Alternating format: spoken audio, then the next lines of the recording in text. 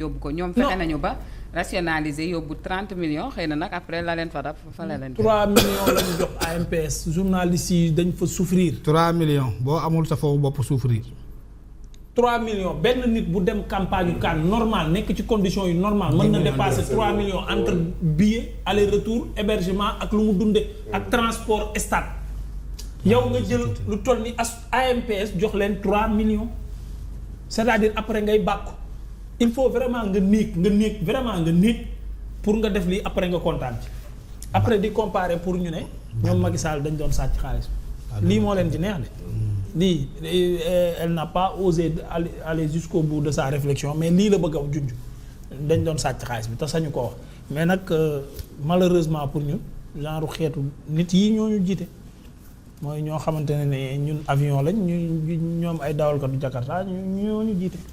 c'est malheureux. Ndiaga yeneen aspect yi xëy na dégg nga ko bu weesoo délestage bi nga xamante ni xëy na bokk na ci gën a fës moom ak xat yi itam ban jàngat nga ci def. mooy bi ma si jàng léegi rek. bu woon coupure bi ak sport bi du ma ko yëg joxal Fafana. pour la campagne agricole Ndiaga à Kolda dafa am benn commune boo xam ne dañoo denc seen gerte ñàkk gis ku koy jënd démb à 13h. seen nu ñu koy fu ñuy dencee gerte amet seen sekoy làkk. oui ñoom le gouvernement doit être informé toute la récolte a été envoyée emportée par le feu ci benn commune. waaw démb au cours de 13 heures. oui c'est il faut si bu ci état jàppul du baax de. du baax kay. oui attends je vais préciser le nom de la commune parce que il pourrait nous suivre ñoom ñi nga xam ne ñoo fi nekk. Ça s'est passé hier aux environs de quelle heure encore. Bon peut-être comme su ma ko gisee naa ci ñëwaat pour bañ a interrompre li nga xam ne moom moo xew. mais à Kolda dans Vélingara moomu sa dëkk la. Vélingara sama dëkk kañ laa dëkk. bon yow commune voilà Kolda nga dëkk na. ah waaw yow tamit. c'est de Kolda quand même bu communaliser. Medina Bachir la commune Bachir la. waaw nga dëgg Mamadou man de tey Momo Cissé dafa violent aujourd'hui je sais pas c'est comment. il est sur la défensive ci naari la jógee. il est sur la défensive ci naari la jógee ci naari. un peu agressif. Vélingara nga dëkk nga bëgg agressif Cheikh Tidiane. waaw Mamadou. la sortie du gouvernement par rapport à ces points yi nga xamante ni xëy na moom laa cité léegi. oui d'abord peut-être l'initiative c'est à saluer parce que tamit dañoo am devoir de transparence et d'informer bien sûr les Sénégalais ci li nga xam ne moom mooy secteur bi nga xam ne moom nañu yor. Il y a la commercialisation de l'arachide évidemment avec le sacre de l'équipe nationale aussi jaroon nañu def ci un point beneen bi fi nga xam ne foofu nañu toll. Ce qu'il faut comprendre man peut-être li ma ci comprendre rek moo di ne dañoo ne il faut faire cet exercice là juste pour ñu bañ ñu ko reprocher. Parce que d'habitude dañ naan way population yi amuñu information ci yenn yi du ñu communiquer donc ce serait bien peut-être ñu répondre justement à cette attente là des populations. Maintenant di ñoom Ahmed wax ak yooyu rationalisation bi nga xam ne moom moo am ci les dépenses wala si vous voulez sur le budget même global bi nga xam te ne nii moom nañ daan yóbbu ci compétition continentale bi yóbbu de ñoom ñi ngi maa ngi gis ñi ngi ndamu naan wuy de 7 milliards xaw ma 8 milliards 10 milliards quelque chose comme ça ba new naan ay 5 milliards rationalisation boobu noonu lan moo ko waral quel a été l'objectif recherché si ce n'est que de mettre les moyens pour ñu mën a gagner c'est vrai que jël nañ le sac mais li ñu bëgg a wax moom mooy yaxanal nañu dépenses yi mais yaxanal dépenses yi lan nañu coûter parce que boo yaxanal da nga am objectif mu di ne parce que da ngay bañ ñu yàqu mais bañ ñu yàqu aussi lan la ñu jural. Ouais, être dans de mauvaises conditions peut-être. Oui. Le président il a insinué le président de la fédération quand il dit que Ablaye Sow laa yónni ne ko pour ñu mën a xam hôtel bi ñu war a mën a dal mais équipe nationale war na toog war a football final. veille bi nit ñi yónnee mission buy dem foofu noonu pour di xool ban hôtel nit ñi kii même terrain d'entraînement problème la donc loolu ay failles la yoo xamante ne nii équipe nationale digne de son nom mënuñu ko accepter mënuñu ko cautionner joueurs yi lan moo leen jox li leen dal tontu ci xamuñu ba xam problème cuisinier la xamuñu ba xam booy mbirum olof yi ñuy def ci réew mi la wala lan la mais ñun dañoo jàpp ne et on présage que mbirum problème mu alimentation la mais mbirum problème alimentation boobu noonu lan moo ko waral bu fekkee ne dañoo yaxanal au point de ne pas prendre peut-être un cuisinier et une équipe boole leen ñu ñëw foofu noonu toggal suñuy gaynde là on aura failli et c'est extrêmement grave parce que lii mënoon ñu dañ koy xeeb peut-être mais mënoon na gën a jégg dayoo si suñu joueurs yi di dem di football compétition et puis phase finale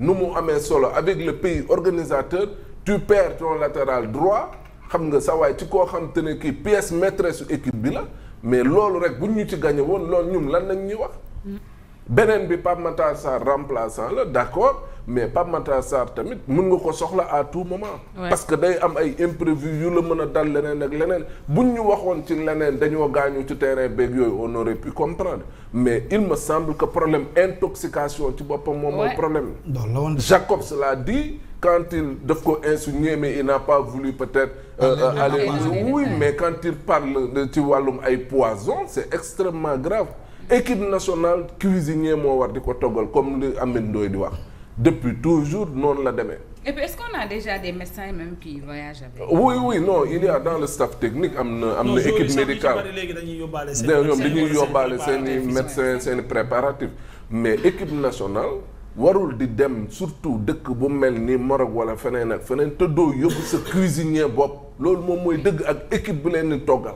au moins ñu am 4 ba 5 personnes ñu leen di dimbali ci togg bi mais di xool joueurs yi lan la ñuy lekk ak la ñu woon. mais ça c'est toujours passé comme ça. oui mais loolu nag boo ko dindee bien sûr da ngay rationaliser mais après lan la jural ni jafe-jafe ak yeneen ANPS bii ni ñu wax sànq mais 35 millions nañ doon jot. yow si journaliste u dëkk mais buy dem compétition bu toll ni CAN rawatina nga am équipe boo xamante ne nii ñëpp dañ ci braquer seeni projecteurs autrement dit Sénégal nga jël 3 millions. rëcc bi dafa rëy sax. l'écart est. oui loolu boo ko defee di nga économiser kay. di ko diviser par 2 10 millions. oui mais kii Qatar buñ ci boole. hôtelu Qatar dañ ko mën a comparer ak prix hôtelu Maroc. non mais hôtel sax. te woon Maroc dégg naa amateur partie du temps de luy Maroc gii sax dégg naa ay logement lañ jël. oui ay logement. non ay appartement. parce que Maroc loolu dafa bëri quoi. appartement yi dafa bëri. maintenant yow yaa ngi wax hôtel yi. mais billet d'avion Dakar Casa ak kii Qatar. non Dakar Casa c'est 300 000. c'est 300 000. 300 000 boo ko multiplier par 60 personnes ça te fait combien. ñëpp mënuñu yéeg business. de 900 ou un peu moins. 60 personnes. ñëpp je parle de Dakar. oui Dakar Casablanca coût normal billet bi c'est autour ça tourne autour de 300 000. mais dama ne 300 000 mënoo ko tëkkaleeg.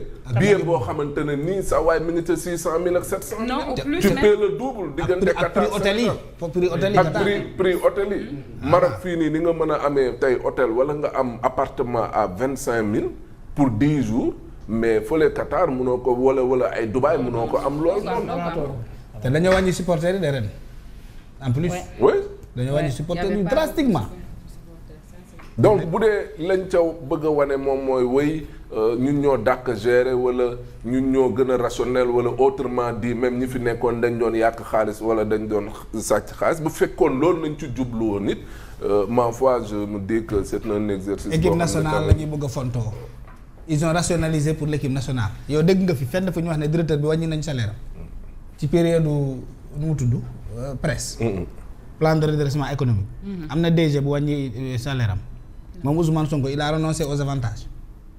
Guy Marius Sagna xanaa Lions yi la ñeme moom député la wàññi na salaire am far ngeen dégg na Guy Marius Sagna dem na salaire am dagg ci yóbbu lii ci bii askan wala ci bii communauté foo leen ko déggee. waa Guy yow tu as une bonne probité morale yow ku baax nga.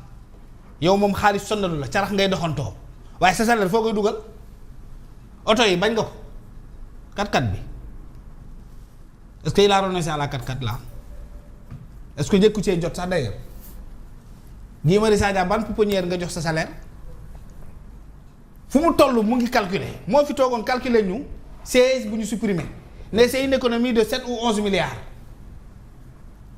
Quel impact cela a eu sur la vie des Sénégalais. ñu supprimer loolu. ba pare di am avantage assemblée nationale Sénégal ak CEDEAO. ak CEDEAO da ko renoncé yéen dégg ngeen Guy Marius Sagna fu mu renoncé avantage wala fu mu sa toog ne Pastef ñun on veut vendre une probité morale vraiment dañu am nu ñuy woowee nu mu tudd problème ak alalu askan wi daal ñun daal dañuy bàyyi lépp askan wi muy dem assemblée nationale di xeexal projet de loi qui parle de la baisse des salaires ministres yeeg députés yi ak caisse noire. Guy Marius Sagna dëgg nga mu tuddati ci gémmiñam bii li nga xam ne mooy fonds secret te Ousmane nee nañ daa am 9 milliards weddiwul ba léegi ma jàmbal de moom calculé wul la vie de Ousmane Sonko 24 de nu mu tudd garde corps presque ay 4x4 bolide yi ngande yooyu benn bu nekk boo joxul 100 000 du fees carburant yéen yor oto yi mag ngeen te buy génn lépp ay fees carburant plein la. même agent bib yooyu demoon waroon nañ am renfort parce que xamoon nañ li leen doon xaar lépp pourquoi jëluñu woon matukaay délégation 60 personnes mais il faut au minimum nga am 6 éléments bib sax xanaa mais 2 personnes mënuñu gérer équipe nationale 4 personnes mënuñu ko gérer waxantuma laa ngay dem final tu as vu ba ñu defee liñ ñu def li joueurs yi ci danger ba ñu nekk. c'est pas Thiaw qui les a. ce régime là quand c'est les autres y a une économie. mais bu dee ñoom la amul économie de ñoom dañuy noos. ayca pendant ce temps yéen a ngi fàttaliku coowal Ndingler Momo Cissé tu te rappelles de ça ou ah. Ndingler oui démb dafa am benn communiqué bu ñu rendre public Babacar Ngom di borom Sedima moom nag daal dinay wax ni daal suuf yooyee tolloon ci 80 hectares delloo na ko nguur gi pour la stabilité sociale de ce pays par cet acte volontaire daal.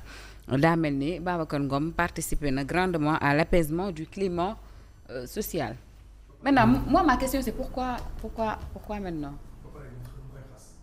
Pourquoi maintenant aussi. ba pare moom nee na def na lu baax de ñu wëlbati ko ti ko ci saaga. j'ai vu ne ko delloo alalu sàcc du ndam. des postes. nee na moom muy ndamoo nee na moom def na lu baax de ñu ne ko alalu sàcc nga delloo. baadoo la da nga koy defal terrain. mais ki wax loolu bu ñu ko porté woon plainte sax du ko mënu ko prouver. mënu ko prouver c'est pas vrai. c'est un poste de non je te dis bu ñu ko kan nga ko Waly Diouf Bodiang non ay waxi Waly Diouf Bodiang moom bu ñu ko porté woon plainte je te dis bu ko Babacar porté woon plainte ne ko wan ma ne alalu sàcc la mënu ko prouver. mais pourquoi Babacar a attendu aussi pour rendre ces 80 hectares moment bi sachant que tey jamonoy Ndingler. ba muy yëngal dëggantaan bu defoon acte bi xëy na ñu jàlloon ci